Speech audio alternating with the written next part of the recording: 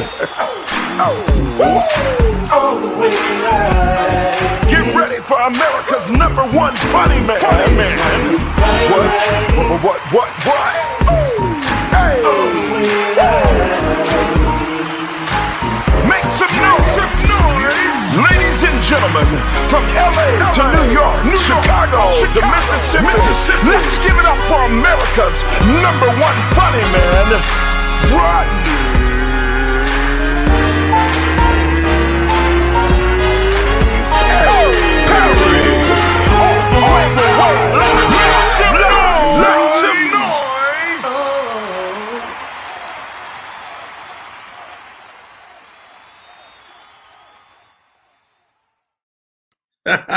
What up, party people? It's your boy Rodney Perry, and you're tuned in to Rodney Perry Live. Shouts out to Young Money, our first guest for the day. Well, not our first guest, but he's already in the chat, ready to rock and roll. Darnell, what up? How are you? Welcome to the show, official YouTube. Thank you for the YouTube listeners, man. YouTube viewers, man. Our YouTube viewership has been growing exponentially. So mad love, mad respect. Really appreciate y'all. I got some top 10s for the day that I want to cover, man. And again, the show is growing and we can't do it without you. Let's get right into it. My co-host for the day, two comedians I respect immensely. My first co-host, part of the dark skin clan, flat out funny. Like, she one of the people that I had to pull back sometimes. Like, Keith, you can't say that. But you can't stop her. She won't be denied. She will roast your ass, and you don't want to follow her. Welcome to the show, sweet baby Keita.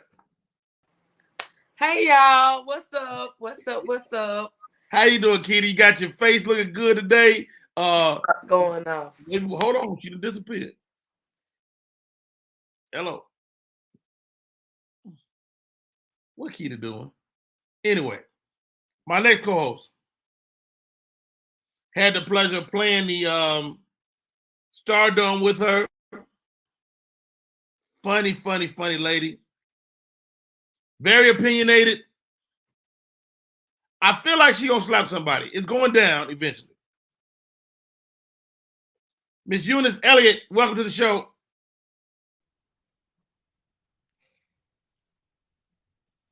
Hey, Rodney. I would never slap anyone. I would never slap anyone unless they really, really needed it. It would just be like a push in the right direction. Like, go that way. You going the wrong way. A love touch. I'm pretty sure that's still a slap, though. I'm just gonna throw it out there. It's still a slap. Let's have both my co-hosts in here, sweet baby Keita and the homie Eunice Elliott. Thank y'all for coming in. How y'all doing today, ladies? I'm good. I'm up early. I'm just different. Hey, Keita, I see your brain like, why are we up? What? Right. My brain is like, why we up? We had drinks last night. I put myself to sleep with wine every night. Hold on. Let me get my partner, Candace Latoya. She told me the same thing this morning. She said, Rodney, I can't. Right. Hilarious. I can't. I'm heavy on the Starbucks this morning. You got a big milk jug full of the venti. Oh, that's crazy. All right. So, ladies, y'all out here in these Atlanta streets. Is dating as hard as it looks? Yes. What do you mean? Hell yeah. What you mean? Not just Atlanta streets, all the streets, all of them. Okay. All the streets. Because we're female. Like, they feel like we ain't funny as them. They feel like we can't bring it like they bring it. We're going to talk about dick. Can I say dick? Too late.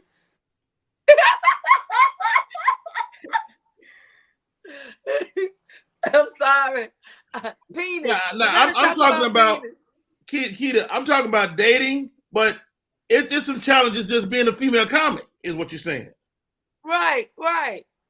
Dating is even worse because everybody think you're gonna be funny.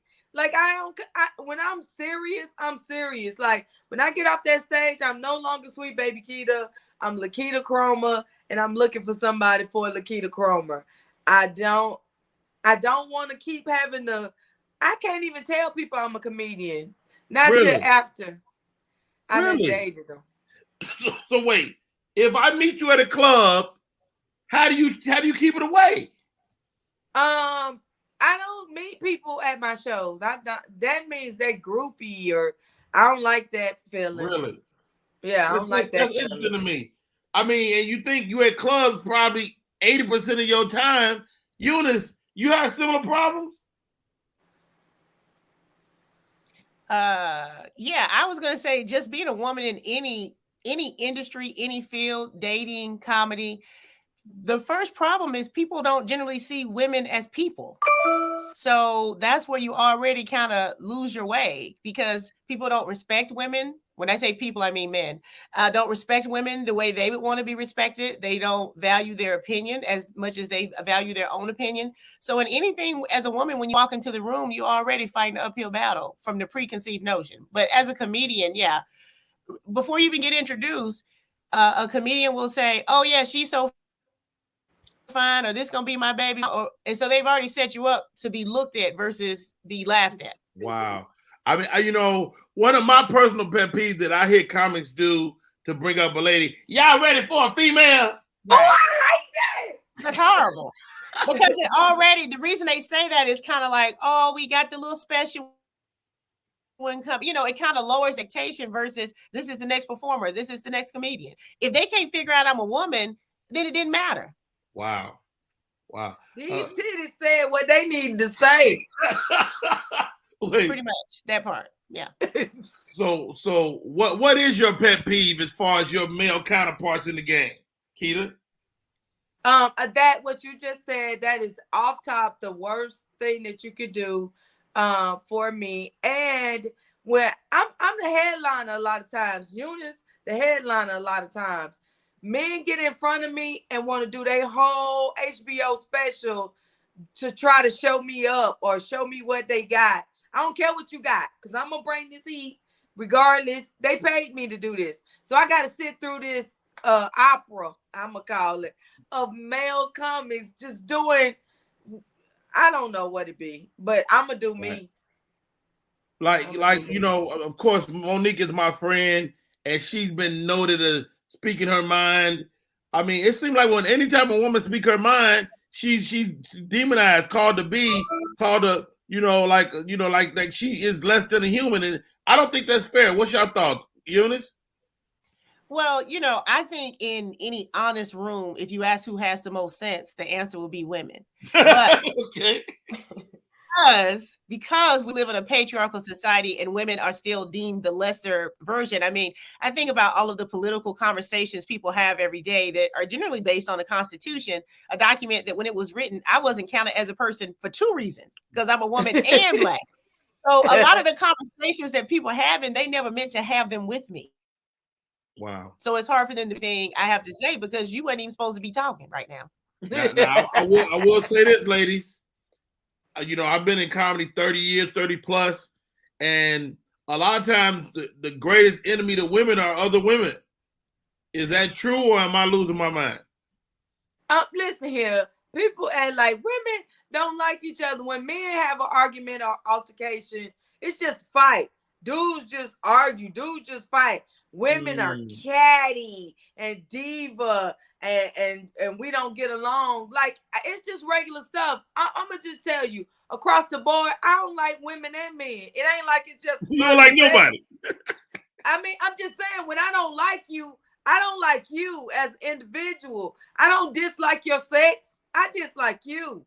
And so with whatever sex you is, you know what I'm saying? And my thing for not liking you is I don't talk to you. I don't talk to you. There's no reason for me to engage in any conversation with you. I just try to stay away from you. If we got to work together, let's work.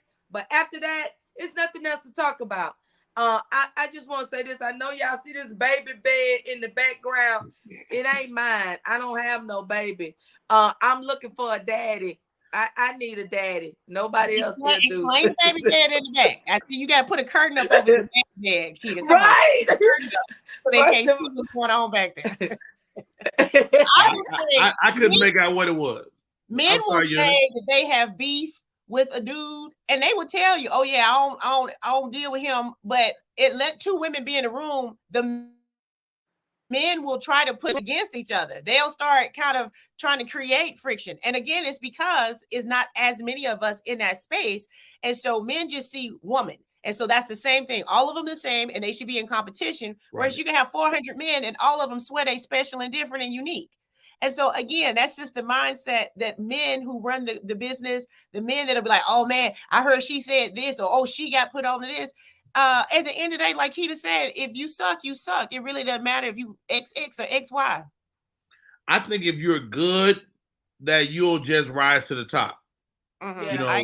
You know, mostly females too, because there is a smaller number. So when you good, you know, like both of y'all are good comedians, and so by virtue of that, y'all risen to the top. But the only reason I bring up that idea is because I've seen women throughout my career be like, yeah, I know you got a show with females on it, but I want to be the only woman on the show. There's this queen concept that we've adopted in Black comedy that I think creates an atmosphere for one person to shine. And how do we deal with that? How do we make that different? But Rodney, I am certain that you had dudes approach you and say, why you got old boy on the show and not me? Or why you traveling with this male? Right. And not me. It's frowned upon for dudes to say that. Even if they feel that way, it's frowned upon. You'd be like, man, get your bitch ass out of here. Right. So that's what I'm saying. Right. So it shouldn't be remarkable if a woman is trying to get the spot. It's a comedian wanting to shine with another star. And so it's not a woman thing. It's a comedian thing. I want that spot. You should put me on. Right. On that spot. Right. You know what? That's more than fair. More than fair. But welcome to the show. My name is Rodney Perry. You're tuned in to Rodney Perry Live. My co-host for the day, Miss Eunice Elliott, and the great sweet baby Keita. Keita, you got something? Go ahead. I just wanted to say, like, men make up stuff. One time I was sitting there talking to a female, and Steve Brown sat down and said, "Sweet baby Keita, you talking to a female comic? I heard you don't like female comics." And I looked around. I said, "Shut up talking to me. You stop talking to me." I'm like, I don't understand. Like, you shut your ass up. You shut up. Yeah, because I'm talking to somebody. Like, don't make something out of nothing. Like, I like whoever. Listen, I'm here. If somebody want to ask me a question or talk to me or whatever, I don't be standoffish or nothing. I'm cool. I don't have no problems with nobody. If you got a problem with me, I'm telling you, you got to be a high-ranking demon. You hear me? You got to be evil for me just not to like you. A Eunice too. Like, you can't tell me that people that I just like people, and I genuinely like. Everybody know I used to love Carlos, like love him, but I loved him as a comedian, as a good person. I knew he was gonna rise to the top. I loved him in that. It wasn't about sexual or anything. Like, you can't even love people. Like, people used to be so jealous. Why he always your man crush Monday? He's that who I want to be. That's what I'm crushing on. Right. Carlos is where I want to be. That y'all don't understand. But it got to a point where Carlos said, "Keita, stop making me your man crush Monday." He was like, "I'm tired of arguing with people." Like, people was calling him. Like, really? The love I would show him, I would bring people out. It was nothing. If Carlos came, I bring 50 people with me. 50. I know how to get people out. I know what to do. And if I want to make something happen for you, I can make it happen for you. And I wanted to show him some love, and nobody understood it. So now, I mean, I got so much backlash from just genuinely loving somebody and wishing their career well.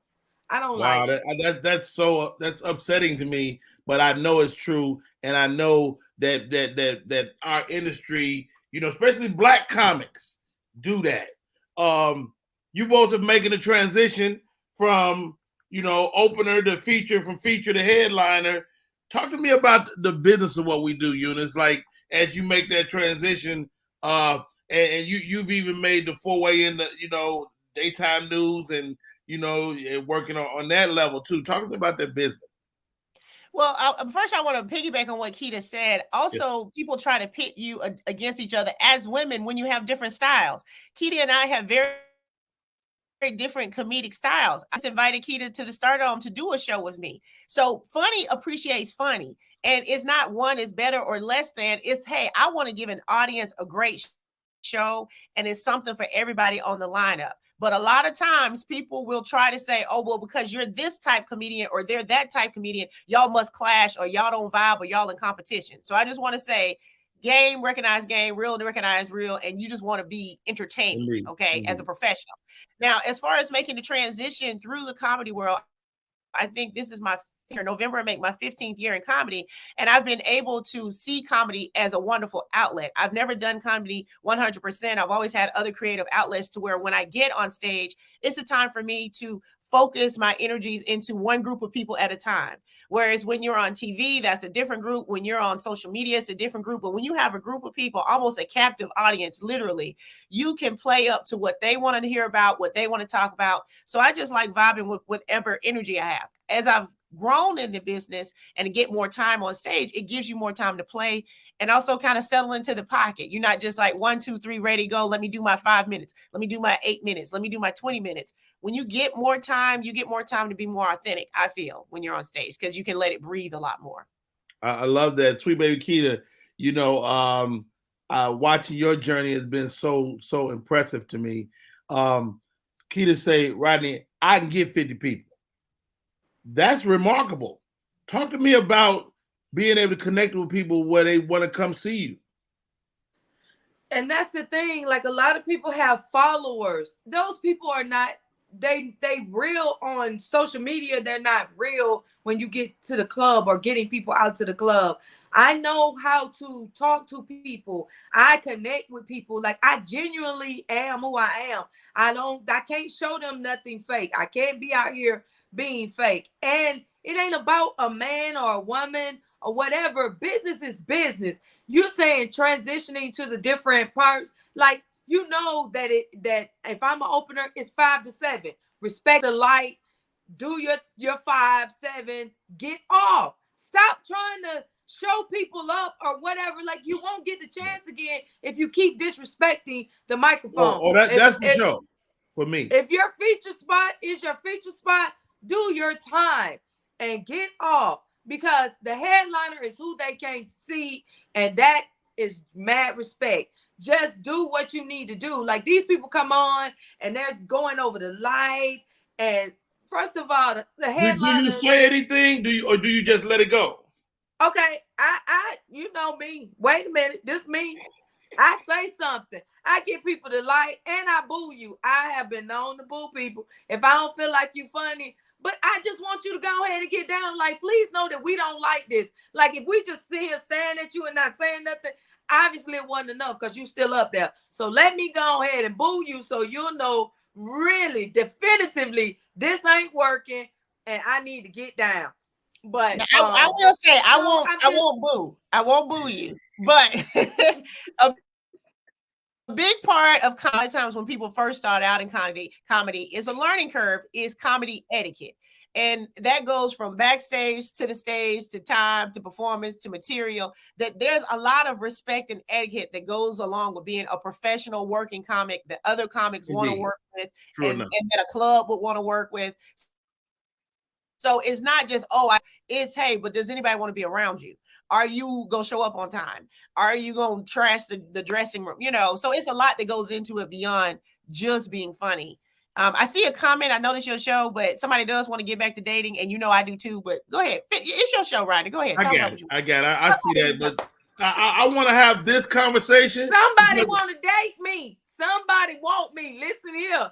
You see these glistening. I saw the comment that said we got off dating. So if you could see these glistening titties early in the morning in the AM, they are open to dating. They like meals. They like long.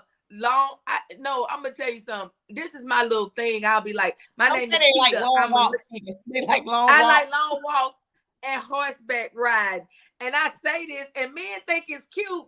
But one dude, he took me to the Beltline, and we ate, and then we went on this long walk. and it was cool going out, but you got to remember, you got to come back to get to your car. Back. Man, I was so mad.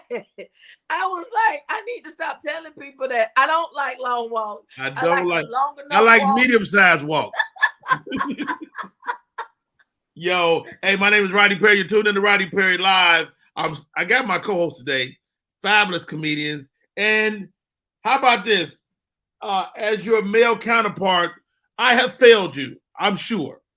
I have failed my female counterparts on more than one occasion by not speaking up, allowing my peers to say crazy shit. So, but, and I'm going to qualify this with this, and y'all tell me if I'm all way off base. I feel like my homies that's female can't, like, it's almost disrespectful to defend you. Or is that wrong? Rodney. First of all, me and Eunice from Birmingham, I'm from South Carolina. I fight. You hear me? I get right in there with these hands. But too, like, sometimes you want a man to step in to buffer a man. You don't, because I don't want to have to come out the bag and they be like, Keita just need to stop. But for real, like, I got a stalker and he had followed me to Cats. And you know him, everybody know him, Harry. The little crazy man. Right. Yeah. Anytime he see me somewhere, he just show up. And he's not a threat, like threatening. He just. But you don't know that. He might one day. Right. Like, I've had some talks with that little dude, though. And he artistic and he in love with me. I do know that.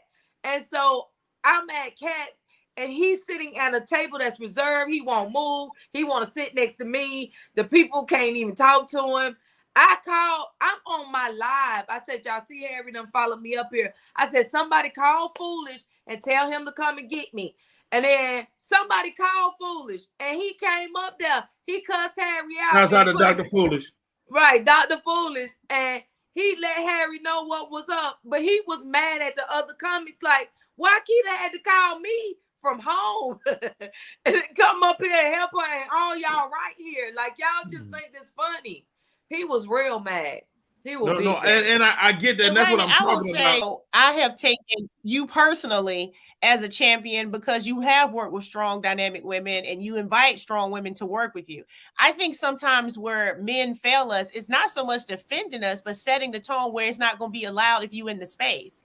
And I think that's how you move in the world, you know? So it's not so much that somebody has to come at it and then you got to step in to defend. But, you know, I think as all of us grow up, as we get older, we should be setting the tone of the room. And so other men and other comics need to know if Rodney Perry in the room, we not doing that right here today. Rodney don't allow it. And that's actually true too, ladies. Like, it's stuff that I be hearing stories about dudes doing. I'm like, he don't do that shit around me. You know, but they don't do it around me. Candy, you popped in, you got a word? Yeah, I was gonna say about, like, as far as the comics, the female comics, like from the outside side. I'm not on the stage, but I'm around, you know, you ladies a lot and gentlemen. And I feel like y'all men typically, like, y'all pick and choose when y'all want to hold us down and not. Like you said in the beginning, Keita, when they say the female comic, it's like, just say a comic, you know. And in the backside, you know, when we're backstage in the green room, you know, you talking to them like, you know, we're all talking like we're all one group. You know, the men say what they want to say. You know, they probably cover up a little bit, you know, when women are in there. But it's like, if you coming back here talking shit, being regular, go on stage and be regular. Like, don't try to make it seem like it's one way on stage and another way behind the scenes. So I can understand that. That's an interesting point. That's an interesting point, Candy. And we're gonna hit this before we go to break. So is your peer conversation ever crossed the line? Right. You know what I'm saying? I mean, as peers, we have light banter. You know, "Ooh, Keita, you look good today. Eunice, I see you. All right, okay." So you know, when is that too much? One time I walked up Go ahead, Keita. Okay, Okay, one time, this was at Uptown many years ago. There was a comedian who was sitting next to me, a male comedian, and some people talk with their hands, but he kept having to hit my thigh every time he had a thought. And I said, hey, that's kind of weird to me, so I would move his hand. And he kept touching me to the point where I had to say, no, seriously, I really don't want you to touch me anymore. And so he kept trying to touch me like to show that he was going to touch me regardless. I've never talked to that comedian ever again. I've never dealt with him again. I removed myself from the situation, but it's one thing to kiki, and it's not like it changes. But if I actually express a boundary and you show me that you don't have to respect it and you will not respect it, we can fix that. That's very easy. I'm not going to argue with you about me, And so I think where we cross the line is sometimes when we're backstage and everybody's jonesing or kikiing, a lot of times as women, we'll set ourselves up to have a lot of stuff thrown at us because we want to show that, hey, we want you. We can roll with this and all that. But a lot of times men take it a little bit too personally, or even when you try to play back with them because they know what you're saying is probably rooted in more truth than a general female insult they threw at you, then it's not fun anymore when you start playing and talking about it. I see Sweet Baby Keita rip the best of them. Right, and they get really sensitive though. Men get really sensitive. They be ready to fight me. Yeah. I have a question for the lady comics. Do you all date other, is that your circle? Do you date male comics? I have. It's not, listen, because you see these people all the time, and I just know how to keep my real life separate from Sweet Baby Keita. Like, that is an entity. That's a person. That's a brand. When I go on stage, don't even bring that stuff around when I'm doing business. Like, I'm so business. I show up on time. I look good. I have my stuff together. I'm ready. If we need to wait, I'm waiting. I ain't over here. What's going on? Or, you know what I'm saying? And I don't do all that. I'm real easy to work with. I just sit back and wait my turn. I'm not doing all that. Let me ask you this, Keita. Let me ask you this, because I felt bad about this. Because I know one of the guys you dated, right? I'm not going to say his name. I know, and he and I began to work together, and I was like, I've been knowing Keita longer. I really should have worked with Keita first, right? So after I catch myself, then I'm like, I felt kind of whack because of that. Is that whack? Because, no. Was you asking? Like everybody like a person they way. Like, that's how I am. Like, I be feeling like y'all, I know y'all got wives and stuff like that, but y'all comically, y'all belong to me. Like, that's my person. I love them. And I would never disrespect your home or nothing like that. Like, I just love people genuinely. But for me, like she said, I was at Uptown one time and I had on a crop top and it was kind of tied in the front. And a comic walked up to me and touched my breast and I said, what is wrong with you? He said, I couldn't help myself. I said, you will when I punch you in the face. You gonna help yourself into an ambulance. Like, it just, like, people, I think they overstepped their bound, and it was in front of the person. Like, I do date a comic. So he out there. Like, I'm like, what is wrong with you? Like, y'all don't have no home training. Like, some of this stuff come back to regular stuff that you should have. It's not comedy at all. It's like how you was raised. Right. A lot of people try to overcast that, like they're this or they're that. They're a comic. They still human. They still got characteristics. They do this stuff on their own. Like, we are not all the same person because we decided to be a comic. And so people need to start looking at people as individuals. That's how I had to start. You know what I'm saying? I don't generalize people. Like, I know that you are this person. Rodney, you are a king to me. If you don't defend me, I promise you, I get right in there and do 2 to the body and 1 to the face. I do not need you to defend me. Like, I need you to say, no, don't do it. I remember one night, I don't know, I was telling a joke and it was about my baby daddy, but I don't know if it struck this dude like so. And he was like, you toxic, B. You toxic. And I was like, is that my baby daddy? Not everybody laughing. So he started getting up. I asked the girl, I said, is he with you? Is this your dude? You need to get him. Put him back on the leash. I don't know how you handle him in public, but then so she embarrassed. And this dude is coming toward me. And I said, sir, if you want to say something, somebody can give you a mic. But I promise you, you won't last. I'm going to kill you. I annihilate you. I told him. I said, if you think you want to fight me now, after you get this mic and we go back and forth, you going to want to kill me. And then so the producer of the show, she was coming with the mic to hand it to the dude. My homeboy ran up and said, no, key to fight. Like, put that mic down.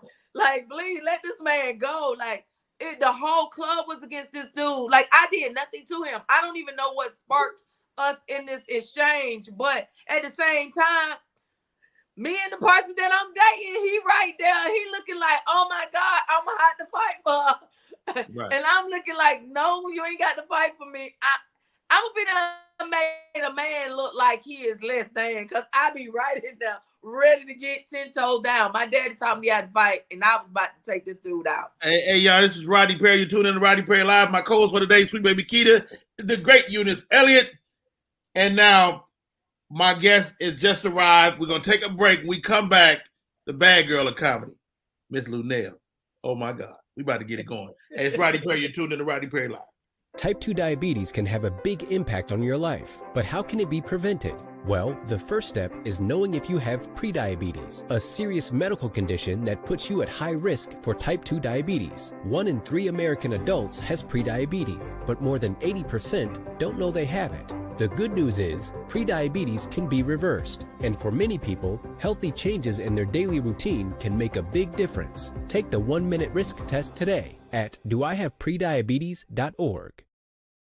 We are back. My name is Rodney Perry. You're tuned in to Rodney Perry Live.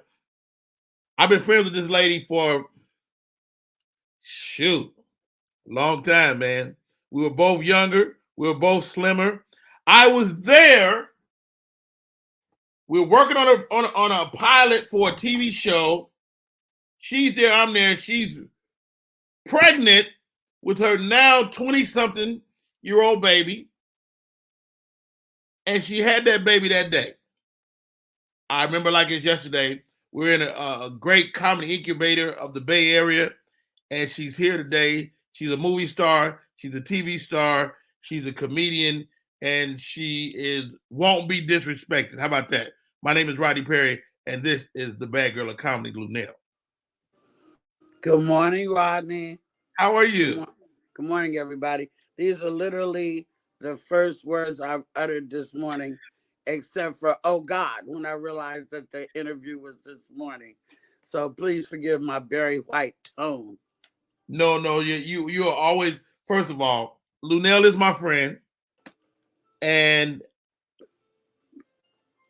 makes the best gravy of all time. Period. Period. I mean, she got a little jar of grease on the stove right now, ready to make some gravy. Not as much as I used to. I'm not making anything as much as I used to due to my very intense schedule. But yes. I did buy some pork chops yesterday. I ain't gonna lie. Okay. Man, we've been covering a lot with our lady. Sweet Baby Keita is my co-host, and so is Miss Eunice Elliott. You are very vocal about the treatment of women in this game. You know, good or bad, you know, whether people like it or not, you never bite your tongue. How do our female comedians get the respect they deserve? Oh, you have to earn that. Okay. You have to earn that. And the only way to really earn it is by being as funny as every man in the room, if not funnier. You have to have a following. You know, when we left Oakland and came to LA, we brought all our Oakland fans with us. True. And there's people from probably the town that are watching your show on a regular basis to this day. That's the only way to get respect. Like, I didn't come in to, I mean, well, let me not lie. I won't say, I was going to say, I didn't come in this game going, you know, you're going to respect me and I can hang with you guys and all that stuff. I did say that, but that was because my work proves that. Mm-hmm. You know, there's a lot of women in the game, and a lot of women may not like what I'm about to say. There's a lot of women in the game, but there's not a lot of women generating heat. Well, what do you mean? You know? Give me that. I mean, names that are being called in rooms that they're not in. Right. Their but social media. Is it their fault? Because if there's some really funny comedians. I wouldn't say it's nobody's fault. It just is what it is. If your comedy speaks for yourself. No matter what you say, no matter how you dress, no matter how you look, no matter who you know, at the end of the day, it's your comedy. Your comedy is what's going to get you the respect, whatever style it may be. I certainly am not throwing no stones. Everybody knows I'm the original bad girl of comedy. I got that name from Rick Sullivan 35 years ago. The trash that I'm talking today is the trash that I was talking 35 years ago when I got into the game, because that's just how I speak when I'm comfortable. Of course, I have a Bachelor of Arts degree in English literature. I can hang with the best of the educators, but the way I speak on stage is the way I speak when I'm comfortable. And I like to be comfortable with my audience, make my audience feel comfortable with me. But what I'm saying is, when it comes to, there's the difference between wanting to be good and wanting to be great. And if you want to be great, you're going to project your comedy in such a way that everybody, black, white, male, female, gay, and straight, is going to want to come and hear what you have to say. And that's, wow. I can't say that for everybody. Now, everybody, what I did find out is everybody, no matter how big or small, even if you're the tiniest little peg on the toe, everybody got their own fans. True. Everybody got their own fans. And just, you know, you got to start there. Like, somebody's got to like you, you know? And, okay, Lunel, let's go back. Because you were maybe the first comic I seen on television. I was in Oakland. Our first touchdown in Oakland. Oh. And you were on Soul Beat, which really was the precursor to BET. Absolutely. Soul Beat Television Network, for y'all that don't know, was a Black-owned and operated television network in Oakland, California, that served Oakland, Alameda, Richmond, Berkeley, and some of San Leandro. These are cities that all run together, like Compton and Inglewood and, you know, Gardena and stuff like that. Mm-hmm. Chuck Johnson was the founder of the station, and he had it for many, many, many years. Like I said, Black-owned and operated before BET. So another advantage I had, Rodney, is that with me being on television every day, and we were talking about this yesterday, because this was in the era where people were just starting to get VCRs. Yes. And nobody really knew how to program one, so they would tape when they were gone. So literally there was things in Oakland that would not move until I got off the air. Wow. And I would go to the bank and people would be like, I was just watching you. I didn't come out till you went off the air. You know, this was real time shit. Yeah. And when comics would come from around the country to Oakland for the Bay Area Black Comedy Competition, 90% of the comics that came in from other states, I was able to interview on my television station. That gave me an advantage when I came to LA, because I already knew everybody, even though I was not from Los Angeles. Right. You know? I can't really say what the formula is, because the formula is different for everybody. True. The road is different for everybody. The story is different for everybody. There's no body that you can say, well, if you do this, this, this, and this, you will become a great comic. There's no, the people determine that, you know? Right. And I think that it's also a rare woman that can make men come out without the girls, because a lot of times men come with their girl. When they come to the club, they come with their girl. It's a date night. But when you can get a table full of guys, like 4 guys, no girl, that will come and see you, now you're generating some heat. Now you're doing something.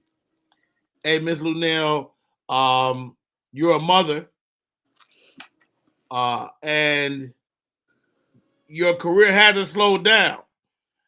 Is there a guilt for a woman in this business? Because as men, we just go. We don't ask nobody. We don't, you don't even think about the kids. But I feel like with my female counterparts, there's a sense of guilt. Is that true? What do you think? I don't have my lashes on, but I'm going to take my glasses off for this one because I want to be super transparent. I wasn't guilty. Okay. Not at all. Until we did go on Iyanla Fix My Life. Okay. My daughter and myself. And then I found out things that she hadn't shared with me. Incidents that would happen on the bus when she was on her way to school that I didn't know anything about.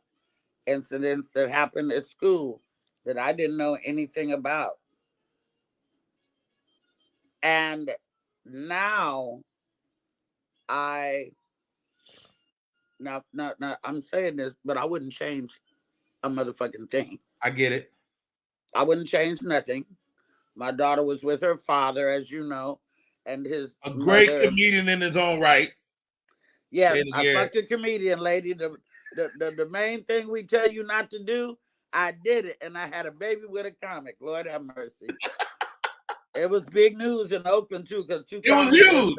It was big news. Yeah, it was big thing. And then of course I got incarcerated, and he took the baby and this and all the stuff. I wouldn't change a thing, because every sacrifice that I made got us to where we are now, which is very comfortable by myself. My daughter doesn't have any student loan debt. I paid for San Diego State University. My daughter has a place to live. It's 4 blocks from me. It's where in the studio apartment that I lived in for 15 years before I got. Oh, get out of here! That was a spot. That's my gravy spot. Yes, and my daughter and my daughter came from college and she had her boxes. I was like, no.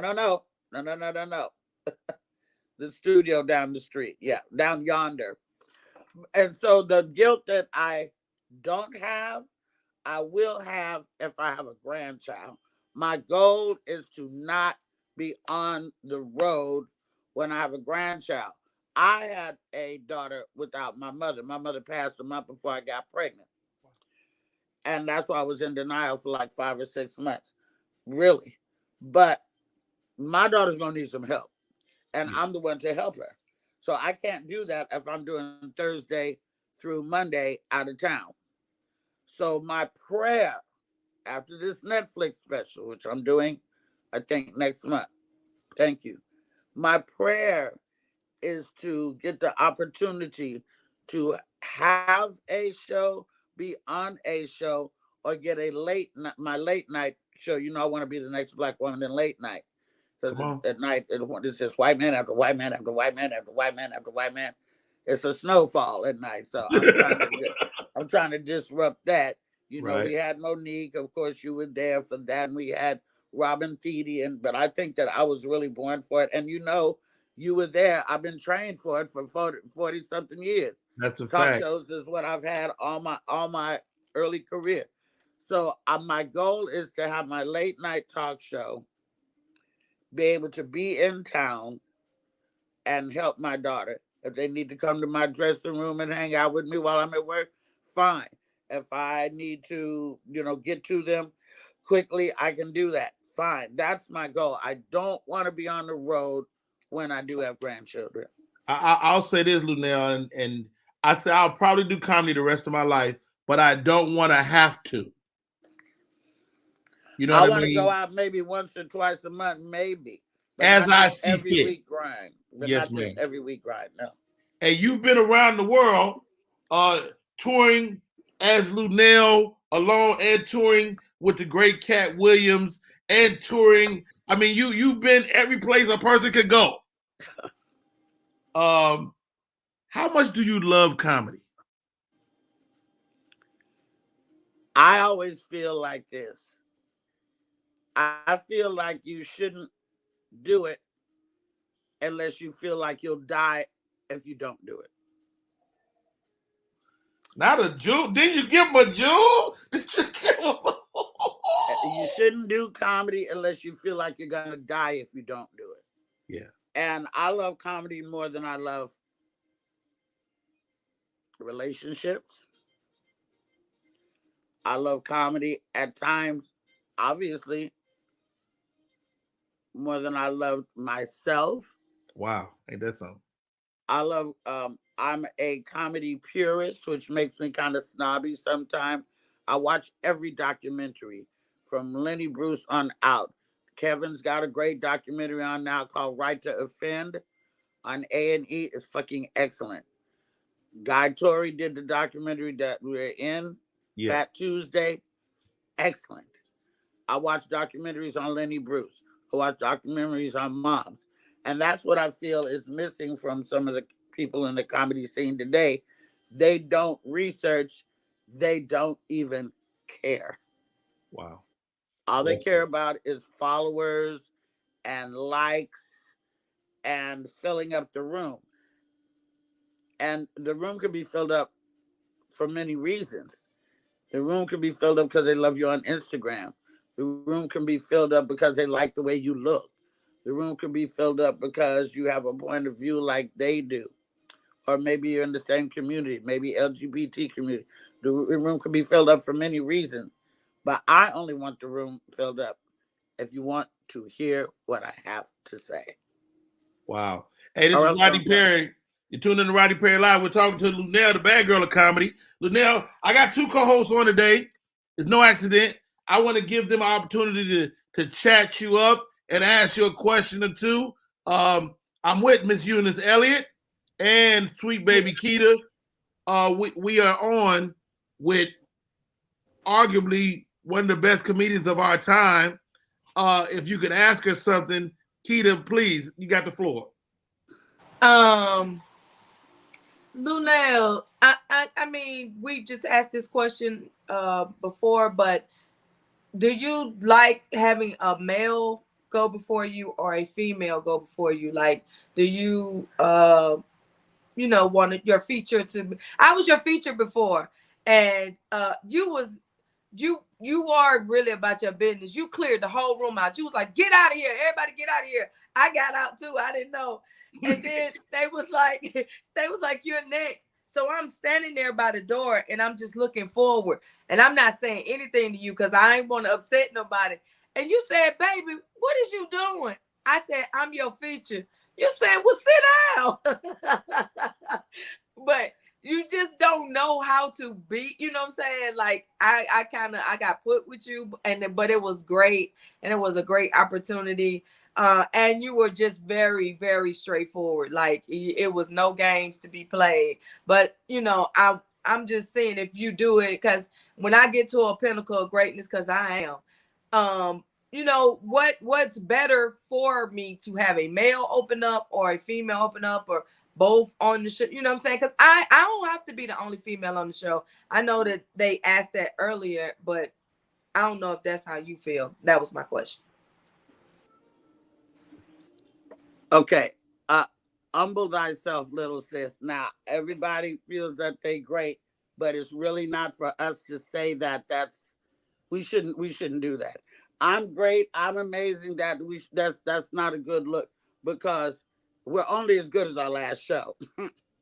And if we do a great show, we can kill 10 shows and then go to the 11th show and suck, and you will not be great then. So let the people say that about you. Don't say that about you.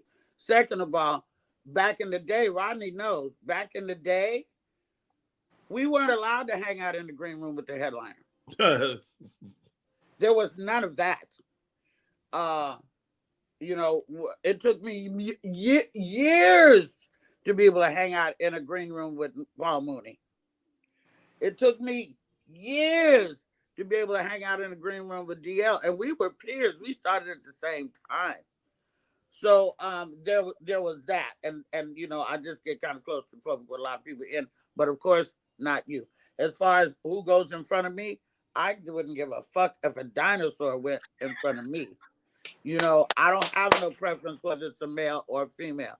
I feel like if it's a male, I might even go a little harder because obviously you're the feature and I'm the headliner. So let me show you how it's done. But I don't have no preference. My cousin, comedian Shay Sugar, is my host or my feature on the road. She's not with me right now because her mother done took ill and she had to take care of her mom. But the woman who travels, I got a chick who travels with me. I don't have no preference whether it's male or female. I'm here to do my job, and I'm really not concerned with the person in front of me, except I do like to listen. See, a lot of people don't listen to the comic before them. Then you make the mistake of coming out and talking about a subject that they already talked about. So if there's a speaker in the room, I always try to listen. I may not be watching, but I always try to listen to the comic before me. As if they're talking about Obama, and I've got Obama material. Well, no, I'm not going to do it because the audience is going to be Obama'd out. And you also have to have such an arsenal of material that you can change on a dime. Agreed. You can be like, oh, I was going to talk about this, but I'm not going to talk about this. I'm going to talk about that. And that shouldn't throw you. You should have that much material and that much improvisation skills to be able to flow with the thing. So I don't have no preference. Eunice, what you got for the bad girl? Good morning, Miss Lunel. I want to say for the people in the comments who are obviously enjoying all of your wisdom and dropping jewels, I would like to say, and I know you don't remember, that when I met you, I interviewed you in Birmingham, Alabama, and you had on all your beautiful jewelry, and you gave me that yellow bracelet that I do still wear. So she gave me her actual jewels. Yes, thank you. Okay. But what I want to ask you is, that must have been a very special day. I believe it was. You smelled wonderful. You told me about how you like to leave a scent in the room. You smell beautiful, and you gave me that beautiful bracelet, and you killed it at the Stardome. But what I want to ask you right now is, how have you enjoyed transitioning into social media? Because I know you have lived on the stage for so many years, and now you get a chance to connect with so many more people that may never see you in person through your live videos and through social media. How do you feel like do you enjoy that, or how do you feel about social media and comedy, and your comedy too? Actually, I do quite enjoy it because, you know, we have all types of fans. We have blind fans. We have paraplegic fans that will never be able to come to the club and see you. And they've watched your movies or watched the TV shows over the years and would love to come see you, but they can't. This is a way I really, really, really, really, really connected during Corona. Mm-hmm. That's when all these shows started. Now, I was doing social media before, but I gained a new audience doing my YouTube show during Corona shutdown. I like to go live. I like to see people interested in what am I eating or how did I get my lashes on, which I obviously didn't do this morning. And I like to talk back and forth to them. It's a way to let the people in the town that you're going to tell folks, and they'll spread the word. Social media has a lot of great things about it, and I have embraced those. Social media also can be a very hurtful, dark place. Yeah. And, you know, nobody likes that. The keyboard gangsters are relentless and they're vicious, and they say all kinds of things to you that they would never step to you and say to your face. And I think that's chicken shit, and I don't like that. Because I'll tell the motherfucker, pull up. I'm here all week. You feel me? If you get at me, let's go. But I do have security. You won't slap me. And and let it be known, I got a weapon on stage. You may not see it, and it ain't a gun, but you will bleed if you step to me. Let that be known. I'm an old bra bitch. Yo, Lunel, I cannot thank you enough for coming on, man. We go back many years. So just to give y'all some background, when I first knew I was going to start this show, I called Lunel. She said, nigga, get a couple of weeks under your belt. And I'll come on. Ken, you got a question for Lunel? Hey, Lunel, good morning. Good morning. It's my sister, my booker, my producer. Okay, great. I just had, first of all, thank you for coming on the show. One thing that I know about you is that you always fly. You keep your nails done, you keep your glasses together, your hair, your clothes. And that's a lot to be said for being in the game for 40 years. You are 100% Lunel, confident, and it shows every day. So kudos to you for that. Have you ever thought about, like, we talked a little bit about mental health last week and female comics. Have you ever thought about like mentoring female comics or even male comics when it comes to, you know, longevity and staying confident and pursuing their goals and dreams in comedy? Well, you know, I used to do some of that through Hope Flood's Comics Rock Convention. Mm-hmm. I was the first person that the people who would fly into town would see. I would start off by talking about certain things. I have been asked many times about mentoring people. That takes time. Somebody would need to shadow me for me to mentor them. And is that going to be on my dime? Am I going to take a mentee and fly them around? Probably not. But if you got the grind, you'll get where I'm at. You know, nobody, when Rodney and me started, you know, you comics flying the fuck around, you're spoiled and you're fucking privileged.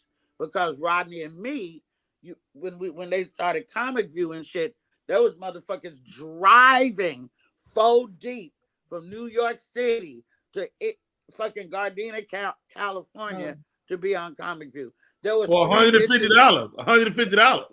That's right. For $150, that's all the fucking punk ass money you got. That don't even pay for the gas when it was $3 to get back to New York.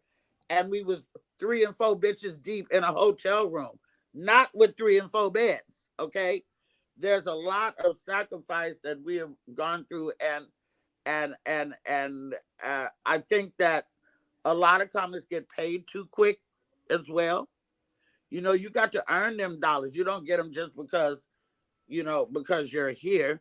They also are still doing that thing where y'all sell tickets and you got to bring, you know, 50 people to the show and stuff like that. Remember that shit, Rodney? The bringer rooms? Yeah. Yeah, we got to bring the fucking room.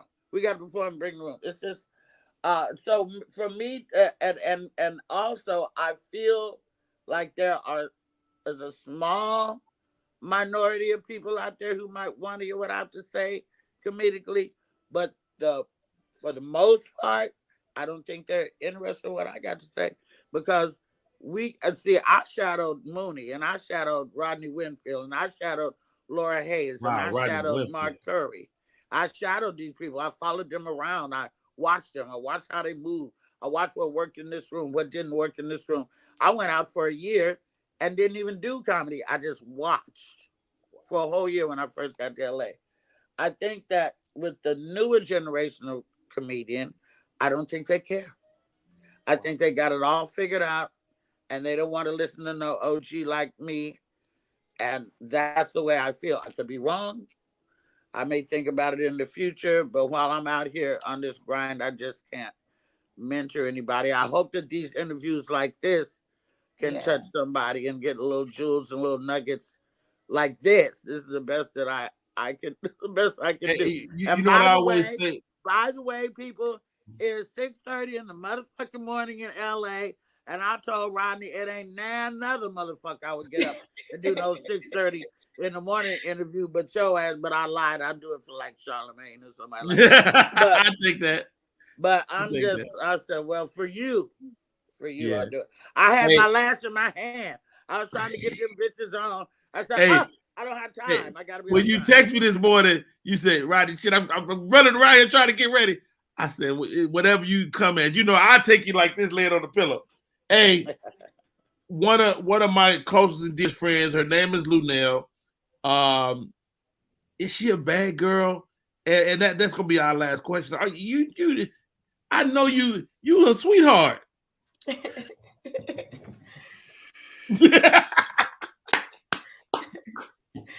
But no, I will say, Rodney, I was very intimidated meeting Luenell, and she was so genuine and so authentic and so sweet that even in the bad girl, she's authentic. And I think that's the beauty of someone like Luenell, is that she literally is every woman, and she has the gift to be able to share so many parts of herself online, on stage, and I think that's why we love her. Hey, sis, thank you again for coming on the show. You got the final word, Luenell. Anything for the people? Okay, I want to answer your question about whether I'm a bad girl. I want to give out my social if I can. I want to tell all these sisters on the panel today and the sisters watching, because I can't see the comments. I don't know what they're saying about me. You know, like I said, the keyboard gangsters are on here probably talking about I look like a fly and not listening to what the fuck I'm even saying. So sometimes that happens. But am I a bad girl? Yes, I'm a bad girl. I'm a bad girl in that I've been through a lot. You know, I've done the drug thing. I've done the jail thing. I've done the separated from my daughter thing. I've done the Vegas marriage thing. I've done the baby daddy thing. I've done the whole shit, and I'm still here, still standing, and still funny. In a situation which is not always funny. You know, I got 7 brothers and sisters. 2 of them got cancer right now. Wow. You know, we're dealing with that as a family. We got a family reunion in August that is very important to the family because, you know, we don't know what the future may hold. You know, I I think that being a bad girl, also, you have to be able to back it up. Don't just talk shit and be an asshole or moody or whatever, and don't be the baddest motherfucker in the room. You can do that, if you are indeed the baddest motherfucker in the room. But it's always nice to be nice. I do have my bad days. I got a lot of shit on my mind. And, you know, I'm not the soft and fuzzy motherfucker that they met all the time. I have a bark that's worse than my actual bite, but I will stand up for what's right. I'm very vocal. I ain't scared. I ain't scared of white folks. I ain't scared of men. I'm not scared of executives. None of it. And that may be to my detriment sometime, but that's just what it is. You know, I'm not going to kowtow to the powers that be to get over. They're going to have to take me as I am, the same way they took Robin Harris, the same way they took Bernie Mac. You're going to have to take me as I am, because I have not changed in 30 years. I don't see a change coming down the pike. So that's that. I want to thank everybody who was on, who allowed me to speak. I want to thank you, Rodney. I want to thank the people in the comments. I guess I'll go back and watch this. How can I watch and see comments? I don't know. You can see it on the YouTube. My YouTube is youtube.com/Rodney Perry Live. And if you want to follow Luenell, she's at heyluenell.com is the website. She's Luenell, Luenell on Instagram. Yeah, at Luenell. And also on Facebook. Well, Luenell Campbell on Facebook is my personal. The official Luenell on Facebook is my fan page. At Luenell on Instagram. HeyLuenell.com is my website for a comedy show, dates and tickets and merchandise and clips and pictures and stuff like that. And you have the best merchandise too. Can I say that? Like them little glitter shirts. I'm like, them shirts is incredible. Those are Swarovski crystals. I don't have the type of cheap ass bullshit t-shirt with rhinestones on it that half of them fell off in the fucking car before you can even put it on. And if you got titties like we all do, you put the fucking shirt on and the shit start popping off in your titties. That's not me. My shirts are made with Swarovski crystals. They're highly sought after. Nick wore one of my shirts on BET Awards. Once Darius McQuarrie wore one of my shirts in a play. You know, everybody from Karen Clark Sheard down to Wiz got my shit. Wow. So get you some. Get you some. I told y'all Lunell be fly. She fly every day, every day, every night, and with her merch. I love you, Lunell. Thank you for coming on, sis. Thank you, ladies. I hope Thanks, to see Lunell. you, sweet baby Keita. I hope to see you, Eunice, again soon. And Candace, thank you for Rodney. I love how you got the women executives on your team. You know what time it is. Yes, ma'am. Hey, y'all, we're going to take a break. My name is Rodney Perry. You're tuned in to Rodney Perry Live. We'll be right back.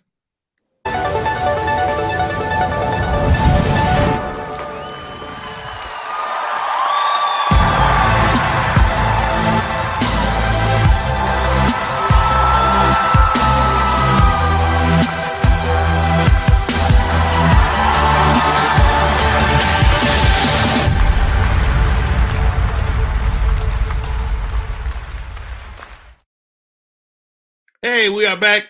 Hey, Candy, play the top of the hour.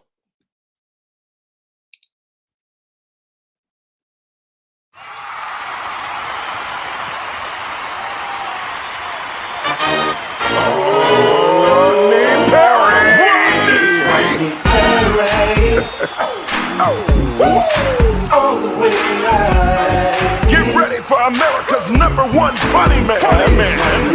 What? Hey! Make some noise. Ladies and gentlemen, from LA to New York, Chicago to Mississippi, let's give it up for America's #1 funny man, Rodney.